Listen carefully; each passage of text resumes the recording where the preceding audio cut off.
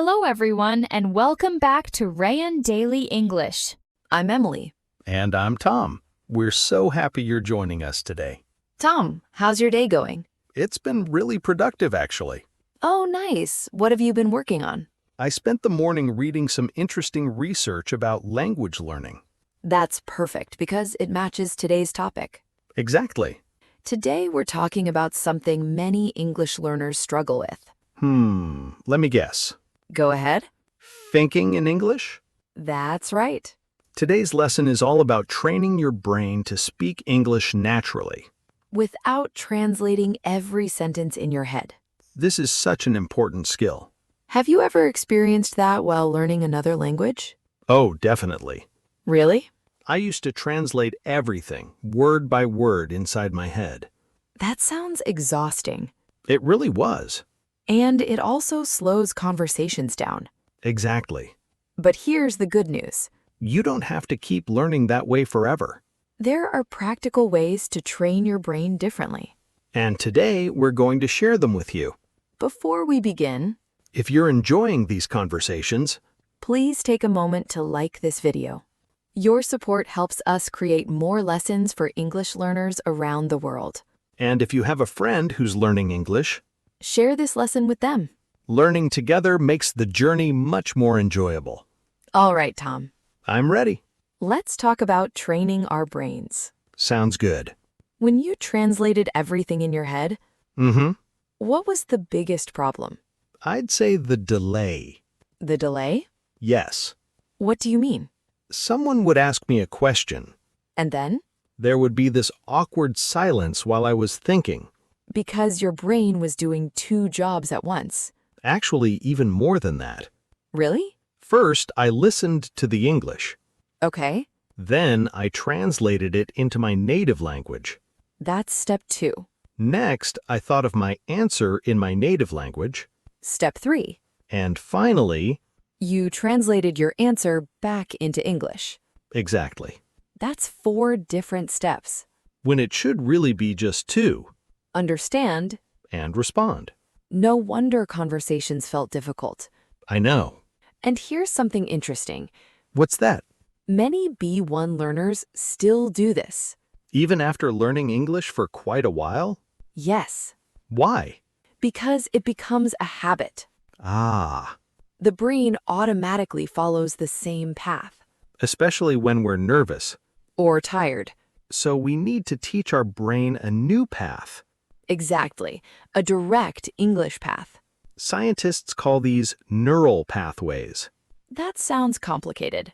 The name does. But the idea isn't? Not at all. Can you explain it? Imagine your brain is like a forest. Okay, I'm picturing it. You want to walk from one side of the forest to the other. But there's no path yet. Right. So I have to push through the trees and bushes. Exactly. That sounds slow. And difficult. Just like learning English in the beginning. That's the idea. But what happens if I walk the same way every day? Little by little, A path begins to appear. the grass becomes flatter, The route becomes easier to follow. and after enough practice, You can walk there without thinking very much. that's exactly how your brain learns English. The more you think directly in English, The stronger that pathway becomes. until speaking English starts to feel natural. Exactly. I like that example. Me too. So how can we start building those English pathways? Let's begin with a simple strategy called mental substitution. Mental substitution. Yes, Tell me more. most B1 learners already know many English words and grammar patterns. So knowledge isn't really the biggest problem. Exactly. Then what's missing? Activation. Activation. The words are already inside your brain. They're just not active yet? That's right. Almost like books sitting on a shelf. Exactly. They're there, But you never take them down to use them. so how do we activate them? Throughout your day, pay attention to your thoughts. Okay. Every time you think something in your native language, Pause for a moment. then ask yourself, How would I express this in English? exactly. So instead of automatically translating, You're training your brain to express ideas directly in English. that sounds like a great place to begin. It really is. And in the next part, we'll show you how to make this technique even more powerful. So, Tom, let's continue with mental substitution. Yes, I really like that idea. Imagine you're making coffee in the morning. Okay. You might think, I need more sugar. That's a very simple thought. It is. So I just say it in English? That's the first step. And then? Don't stop there. Really? Challenge yourself to express the same idea in different ways. Like what? You could say, this coffee isn't sweet enough. That's nice. Or, I'd like to add a little more sugar. That's another natural way. You could even say, this needs to be sweeter. So I'm not memorizing one perfect sentence. Exactly. I'm learning several ways to express the same idea. That's the goal. Why is that so important? Because real conversations aren't about perfect translations. They're about communicating your meaning. Exactly. And if one sentence doesn't work, You'll already know another way to explain it. that sounds much more natural. It really is. So during the day, Try catching your own thoughts. and practice saying them in 2 or 3 different ways, Yes, that should make those English pathways stronger. exactly. And it also prepares you for real conversations. Right. Sometimes people don't understand us the first time. Then being able to rephrase is a very useful skill. I completely agree. Here's a simple exercise for this week. Homework time? Just a little. I'm ready. Choose 3 activities that you do every day. Like making breakfast, Perfect. going to work, Yes, and getting ready for bed? those are great examples. Then what should we do? During each activity, describe what you're doing in English. Inside my head? Yes, But don't use only one sentence. exactly. Can you give us an example? Of course. Let's hear one. Imagine you're brushing your teeth. Okay, First, you might think, I'm brushing my teeth. simple enough. Then try another version. Like, I'm cleaning my teeth. Exactly. Or maybe, I'm using my toothbrush. 3 different ways to express one action. That's right. After practicing this for a week, You'll probably notice something interesting. what happens? English starts coming to your mind more naturally. Because my brain has more ways to reach the same idea. Exactly. I really like this exercise. Me too. So that's our first strategy. Yes, mental substitution with multiple expressions. What's the next strategy? Something many learners forget. Tell me. The power of your inner monologue. You mean talking to myself? Exactly. I already do that sometimes, Really? especially when I'm walking alone. Do you usually think in English? Honestly, not very often. Most people don't at first. So how should we begin? Start with a bilingual inner monologue. What does that mean? Think your sentence in your native language first. Okay. Then immediately repeat the same idea in English. So I'm still translating in the beginning. Yes, but there's no pressure. No one is waiting for my answer. Exactly. No one is judging my grammar. That's why it's such a safe place to practice. And eventually, Eventually, something wonderful starts to happen. what's that? English begins arriving first.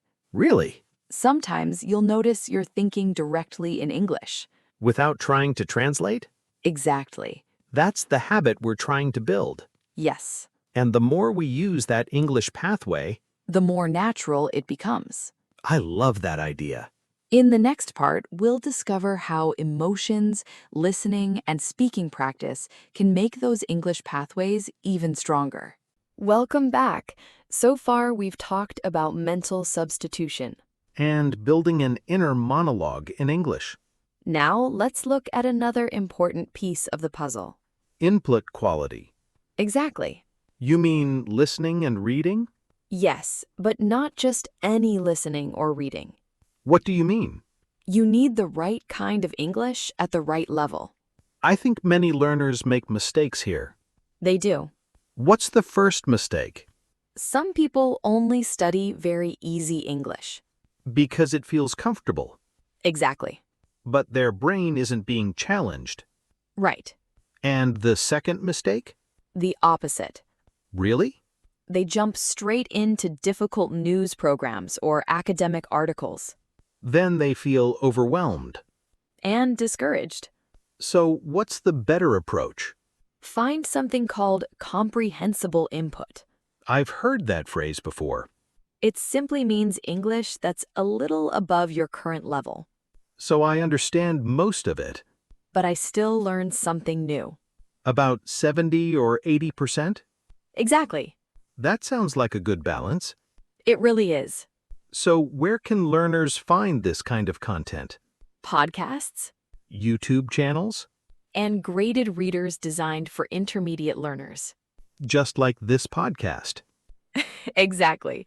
What if I want to watch movies? That's a great idea. Even if native speakers talk quickly? Yes. How? Watch with English subtitles. So I hear the words. And read them at the same time. That makes listening much easier. Here's another helpful tip. I'm listening. Try reading the subtitle just before you hear it. Really? It prepares your brain for the sounds you're about to hear. That's clever. It helps improve listening comprehension. What about reading?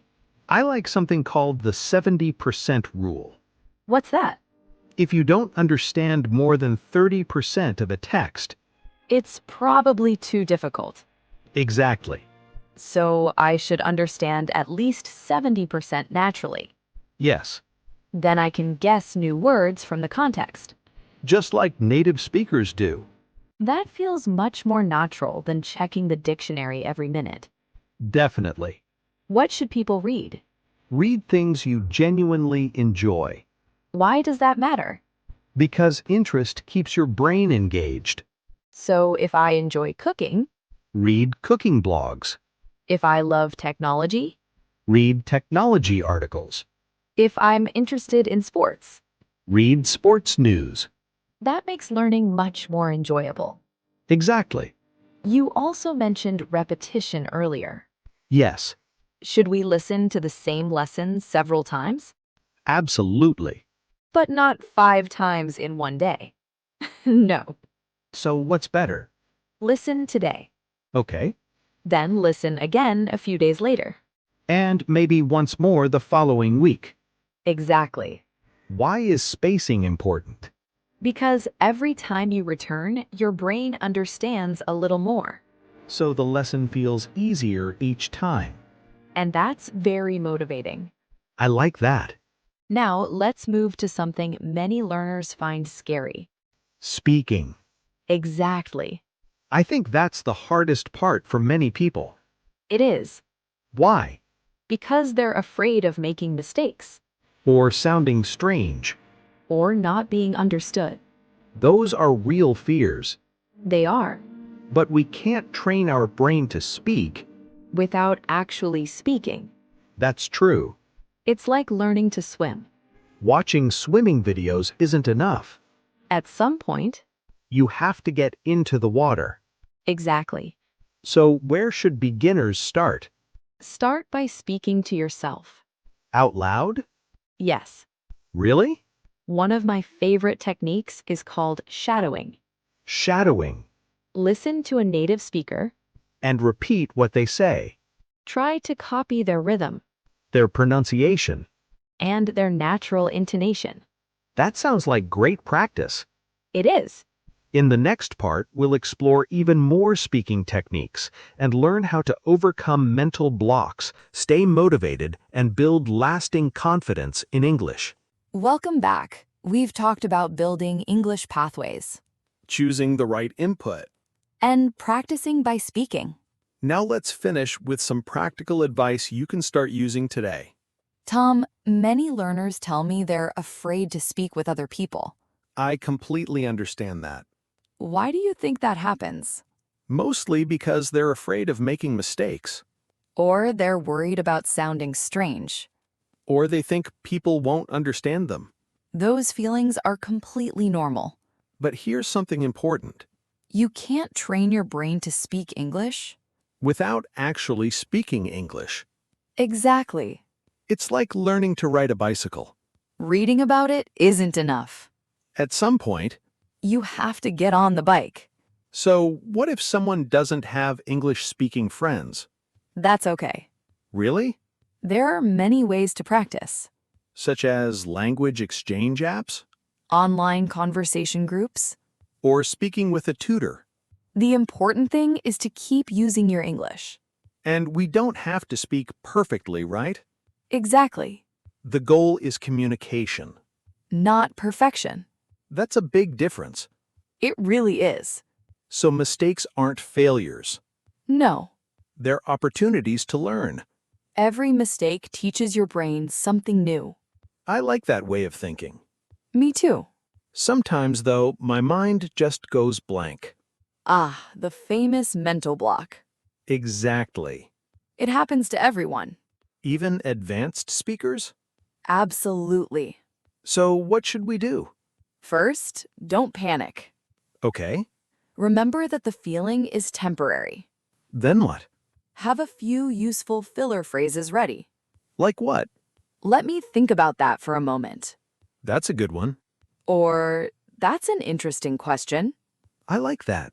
You could also say, how should I put this?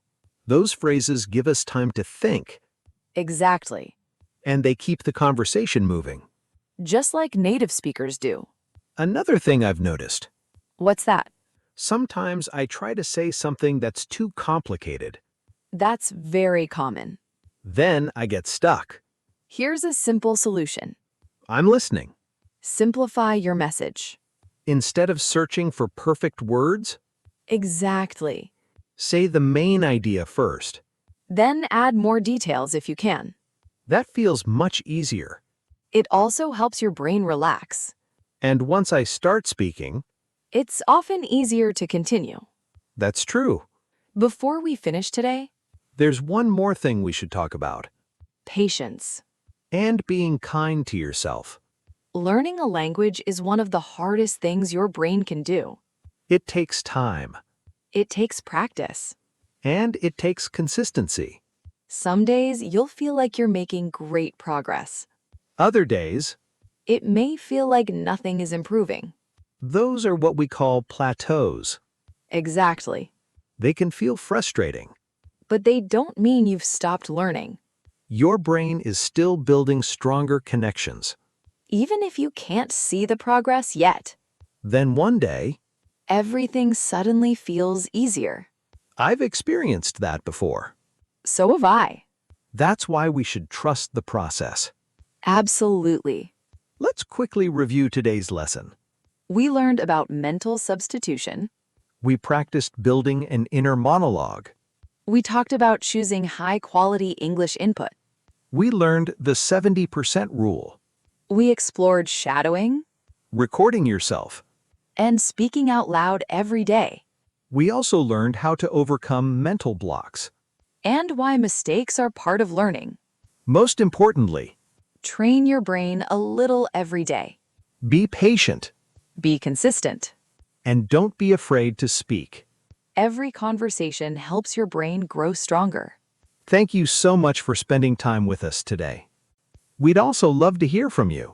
Leave a comment and tell us, what's your biggest challenge when speaking English?